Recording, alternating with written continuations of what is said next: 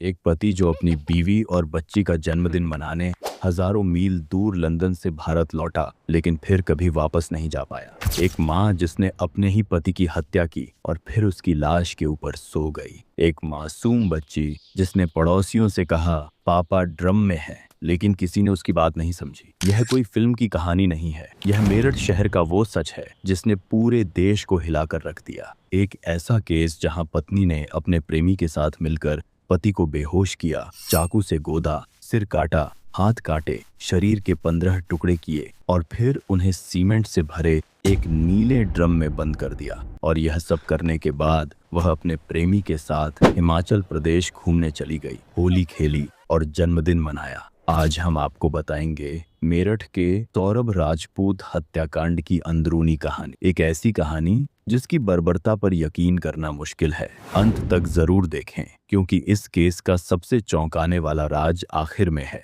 साल 2016 मेरठ की रहने वाली मुस्कान रस्तोगी और सौरभ राजपूत की मुलाकात हुई। दोनों एक दूसरे से बेपनाह प्यार करने लगे, लेकिन दोनों के परिवार इस रिश्ते के खिलाफ थे। परिवारों की मर्जी के खिलाफ जाकर दोनों ने मार्च 2016 में भागकर कोर्ट मैरिज कर ली। सुनने में यह बॉलीवुड फिल्म की तरह लगता है ना, लेकिन आगे जो हुआ वो किसी हॉरर फिल्म से कम नहीं। सौरभ पेशे से मर्चेंट नेवी ऑफिसर थे। शादी के बाद अपनी पत्नी के साथ ज्यादा समय बिताने के लिए उन्होंने अपनी नौकरी छोड़ दी। यह फैसला उनके परिवार को पसंद नहीं आया। तनाव बढ़ा तो दोनों ने अलग रहने का फैसला किया और मेरठ के ब्रह्मपुरी इलाके में किराए का घर ले लिया। 2019 में दोनों की जिंदगी में एक बड़ी खुशी आई। बेटी पीहू का जन्म हुआ, लेकिन यह खुशी ज्यादा दिन नहीं टिकी। आर्थिक तंगी के कारण सौरभ को 2023 में लंदन जाना पड़ा। वहां वो एक बेकरी में काम करने लगे। हजारों मील दूर बैठा एक पिता अपनी बेटी के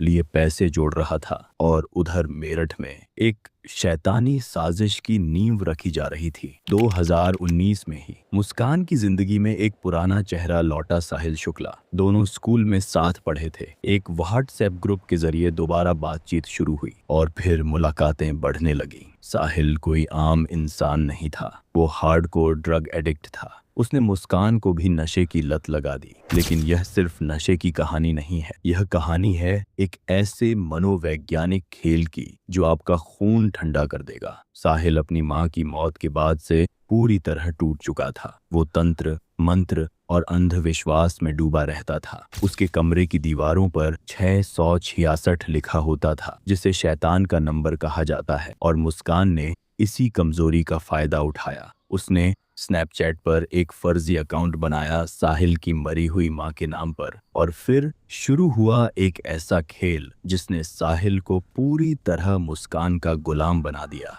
मुस्कान उस फर्जी अकाउंट से साहिल को मैसेज करती, बेटा मुस्कान बहुत अच्छी लड़की है, वो तुम्हारा ख्याल रखेगी, उसकी हर बात मानना। नशे में धुत साहिल को सच में लगता था कि उसकी मां की आत्मा उससे बात कर रही है। मुस्कान ने कुल 136 मैसेज भेजे। आखिरी मैसेज था, सौरभ का वध करना होगा, तभी मुस्कान सिर्फ तुम्हारी होगी। और यहीं से शुरू हुआ 1 साल लंबा षड्यंत्र। पुलिस चार्जशीट के मुताबिक मुस्कान नवंबर 2023 से ही सौरभ की हत्या की योजना बना रही थी। जब सौरभ ने बताया कि वो फरवरी 2025 में घर आ रहा है, तो मुस्कान ने तैयारियां शुरू कर दी। डॉक्टर से झूठ बोलकर नींद की गोलियां लिखवाईं। 800 रुपए में 2 बड़े चाकू खरीदे, बहाना बताया चिकन काटने के लिए। बड़े बड़े पॉली बैग खरीदे। 24 फरवरी 2025 सौरभ 2 साल बाद अपने घर लौटा। उसकी आंखों में अपनी बीवी और बेटी से मिलने की खुशी थी। 28 फरवरी को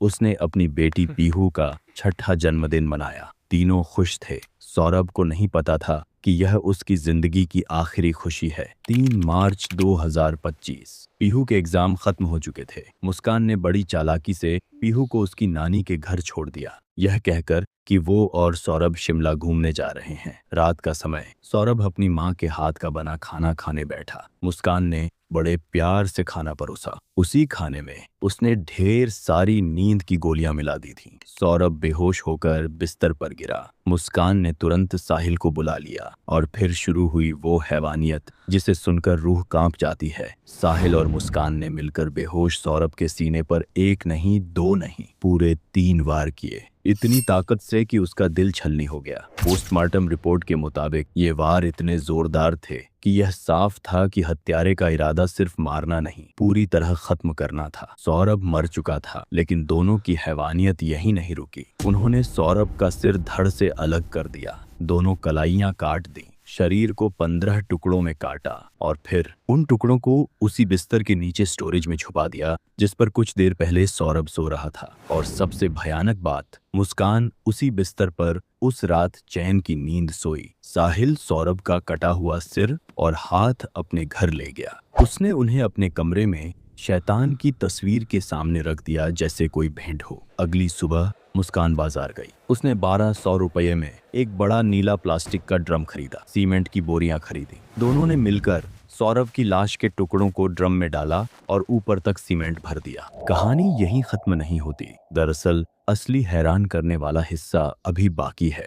हत्या के अगले ही दिन 4 मार्च 2025 की शाम मुस्कान और साहिल ने 44,000 रुपए की कैब बुक की और हिमाचल प्रदेश घूमने निकल गए। जी हाँ, जिस आदमी की हत्या की थी उसी के बैंक अकाउंट से पैसे निकालकर उसके कातिल उसके ही पैसों से मौज मस्ती करने चले गए। शिमला, मनाली, कसोल, दोनों ने जमकर घूमा। 11 मार्च को साहिल का जन्मदिन था। मुस्कान ने बड़ी बेशर्मी से होटल में उसका जन्मदिन मनाया। 14 मार्च को दोनों ने कसोल में नशे में धुत होकर होली खेली और यह सब करते हुए मुस्कान लगातार सौरभ के फोन से उसकी बहन और परिवार वालों को मैसेज कर रही थी। वो लिखती, हम शिमला घूमने आए, होली के बाद लौटेंगे। जब सौरभ के दोस्त संजीव पाल ने फोन किया तो मुस्कान ने खुद फोन उठाया और कहा, दिखता नहीं, हम मनाली घूमने आए हैं, बार बार फोन क्यों कर रहे हो। सौरभ उस वक्त तक मर चुका था और उसकी लाश सीमेंट से भरे एक ड्रम में बंद थी। 18 मार्च 2025 मुस्कान और साहिल मेरठ लौटे। उनका प्लान था कि ड्रम को किसी सुनसान जगह ले जाकर गाड़ देंगे, लेकिन किस्मत को कुछ और ही मंजूर था। मकान मालिक ने घर खाली करने को कहा। मुस्कान ने सामान ढोने के लिए मजदूर बुलाए। जब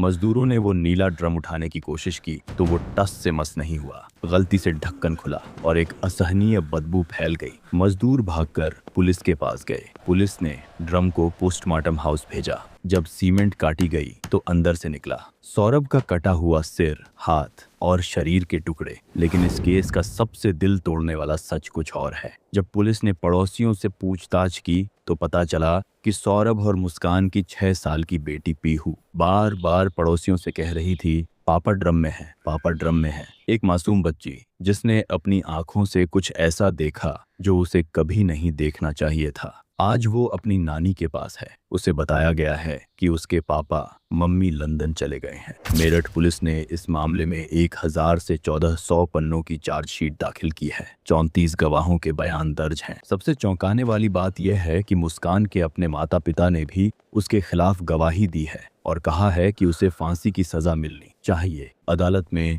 सभी 22 गवाहों के बयान पूरे हो चुके हैं। अगली सुनवाई 15 अप्रैल 2026 को है। उम्मीद है कि अप्रैल के आखिर तक फैसला आ जाएगा। एक पिता जो अपनी बेटी का जन्मदिन मनाने आया था, आज उसकी बेटी अनाथ है। एक माँ जिसे अपनी बेटी को पालना था, वो आज जेल की सलाखों के पीछे है। अगर यह कहानी आपके दिल को छू गई है तो इस वीडियो को लाइक करें और शेयर करें। ऐसी ही दिल दहला देने वाली सच्ची क्राइम स्टोरीज के लिए मेरे चैनल पवन डॉक्स को सब्सक्राइब करना न भूलें और कमेंट में जरूर बताएं कि आपको यह केस कैसा लगा। मिलते हैं अगली कहानी में, तब तक सतर्क रहें, सुरक्षित रहें।